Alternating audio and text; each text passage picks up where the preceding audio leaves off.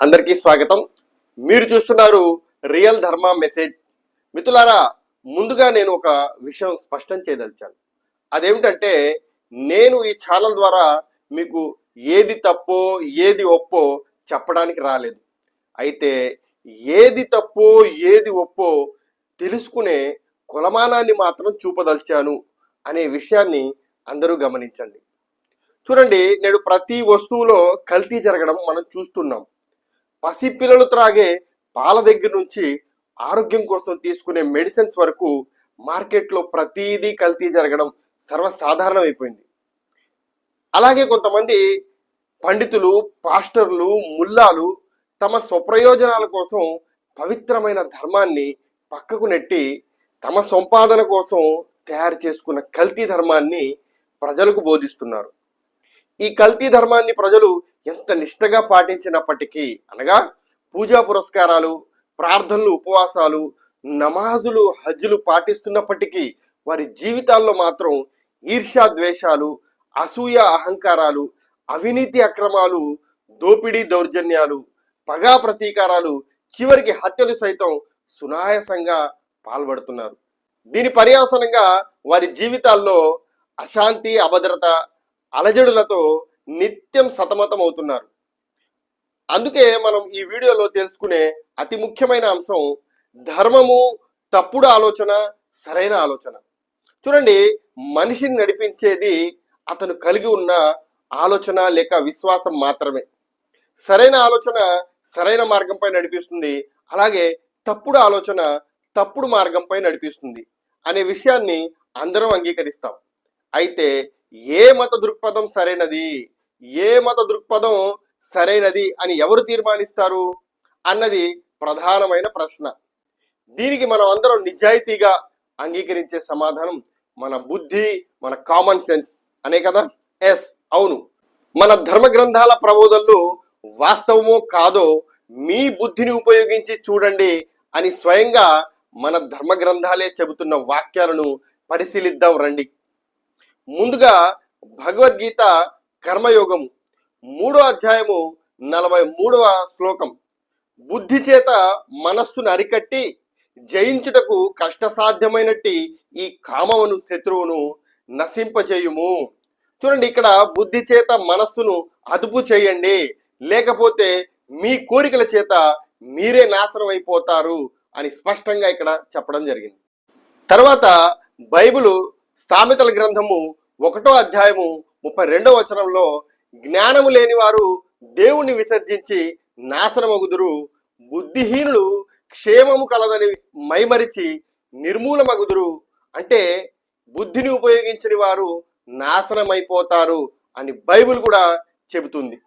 ఆ తర్వాత ఖురాన్ గ్రంథాన్ని మనం పరిశీలిస్తే 10వ సూర యూనుస్లో 100వ వాక్యంలో అల్లాహ్ విధానం ఏమిటంటే బుద్ధి జ్ఞానాలతో వ్యవహరించని వారిపై ఆయన మాలిన్యాన్ని, అనగా అశుద్ధాన్ని పడవేస్తాడు అని చెప్పడం జరిగింది. అంటే బుద్ధిని ఉపయోగించకపోతే అతను వేస్ట్, అశుద్ధమైపోతాడు, పనికి మాలిన వాడైపోతాడు అని ఖురాన్ కూడా తీవ్రంగా హెచ్చరిస్తుంది.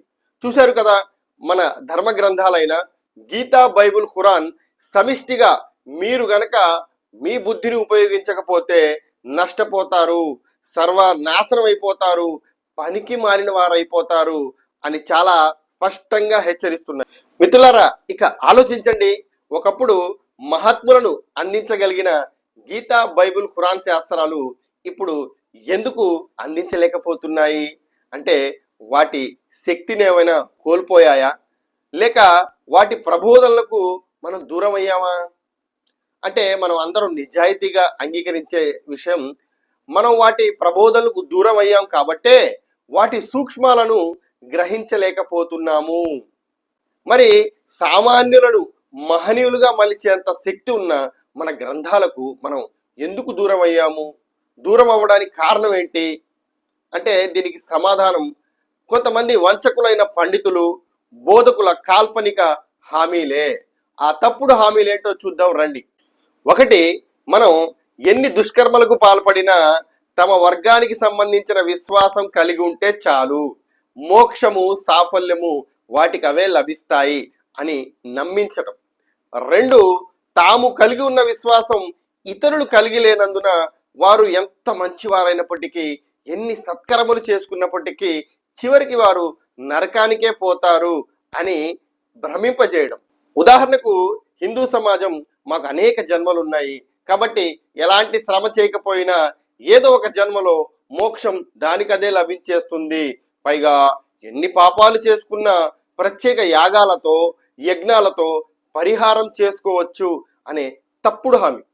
అలాగే క్రైస్తవ సమాజం మా యేసుని నమ్ముకుని ఆయన రక్తంతో కడగబడితే చాలు, చేసుకున్న అన్ని పాపాలు క్షమించబడతాయి. ఇక ఇక్కడ గత పాపాల భవిష్యత్తులో జరిగే పాపాల అనేది క్లారిటీ లేదు. అలాగే నిత్య జీవం మాత్రం లభించేస్తుంది అనే తప్పుడు హామీ. ఇక ముస్లిం సమాజం కేవలం కలిమా పఠిస్తే చాలు, గత పాపాలతో పాటు భవిష్యత్ పాపాలు కూడా క్షమించబడతాయి, మరియు ఎన్ని నేరాలు ఘోరాలకు పాల్పడుతున్నప్పటికీ కొన్నాళ్ల పాటు నరకంలో వేసి తర్వాత కరుణామయుడైన అల్లా తిరిగి స్వర్గంలో ప్రవేశింపజేస్తాడు అనే తప్పుడు హామీ. ఇలా వంచకులైన పండితులు, స్వార్థపరులైన బోధకులు చెప్పే ఇటువంటి బుద్ధికి విరుద్ధమైన, పక్షపాతమైన మరియు తప్పుడు కల్పిత హామీల గురించి మన ధర్మ గ్రంథాలు ఏమంటున్నాయో జాగ్రత్తగా మీరే చూడండి. గీతాశాస్త్రం 5వ అధ్యాయము 23వ శ్లోకంలో, ఎవడి శరీరమును విడుచుటకు పూర్వమే అనగా ఇచ్చోటనే కామక్రోధముల వేగమును అరికట్టగలుగుచున్నాడో అతడే యోగియు అనగా చిత్తోపరతి కలవాడును సుఖవంతుడును అగును అని చెప్పడం జరిగింది. గమనించండి, ఈ శ్లోకాన్ని గీతా మకరందం వ్యాఖ్యాత శ్రీ శ్రీ విద్యా ప్రకాశనందగిరి ఇలా వ్యాఖ్యానించారు. మోక్షమునకు వలసిన సాధన సామాగ్రిని ఈ జీవితం అందే సమకూర్చుకొనవలను, మరొక లోకము గాని మరొక జన్మ ఎందు గాని ఆ పని సాధ్యపడదు. ఎందుకంటే ఆ పరలోకం అనేది కర్మలు అనుభవించే లోకము గనుక మనం చేసిన కర్మలను అక్కడ అనుభవిస్తాము తప్ప ఇక మళ్ళీ కర్మ చేసే అవకాశం ఉండదు కాబట్టి అని అంటున్నారు. దీనిని ఒక చక్కటి ఉదాహరణ ద్వారా మనం తెలుసుకుందాం. ఒక 10th క్లాస్ విద్యార్థి పరీక్ష రాసిన తర్వాత ఆ సమాధాన పత్రం ఇన్విజిలేటర్కి అప్పగించేసిన తర్వాత అతను ఆ పరీక్ష హాలు నుంచి బయటకు వచ్చేసి కాసేపు తర్వాత నేను కొన్ని సమాధానాలు రాసుకోవడం మర్చిపోయాను కాబట్టి సార్ నేను మళ్ళీ నా సమాధాన పత్రంలో కథ దిద్దుకుంటాను లేదా రాసుకుంటాను అంటే అవకాశం ఉంటుందా?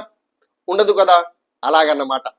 అలాగే బైబిల్ యోహాను సువార్త 5వ అధ్యాయం 14వ వచనంలో, అటు తర్వాత యేసు దేవాలయంలో వారిని చూచి, ఇదిగో స్వస్థత నొందితివి, మరీ ఎక్కువ కీడు కలుగుకుంటున్నట్లు నీవు ఇక పాపము చేయకుము అని చెప్పగా, అంటే ఈ వాక్యంలో గమనార్హ విషయం, యేసు మీరు పాపాలు చేయకండి అంటున్నారే గాని నన్ను నమ్ముకున్నావు కాబట్టి నీకు అసలు పాపమే అంటదు అనడం లేదు.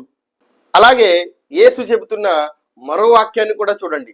మత్తయి సువార్త 19వ అధ్యాయము 17వ వచనంలో, అందుకు ఆయన మంచి కార్యమును గురించి నన్ను ఎందుకు అడుగుచున్నావు?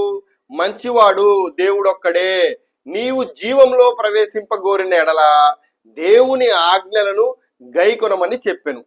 అంటే ఒక క్రైస్తవుడు నా పాపాల నిమిత్తం యేసు ప్రాణం పెట్టేశాడు అని నమ్మినంత మాత్రాన అతనికి మోక్షం లభించదు.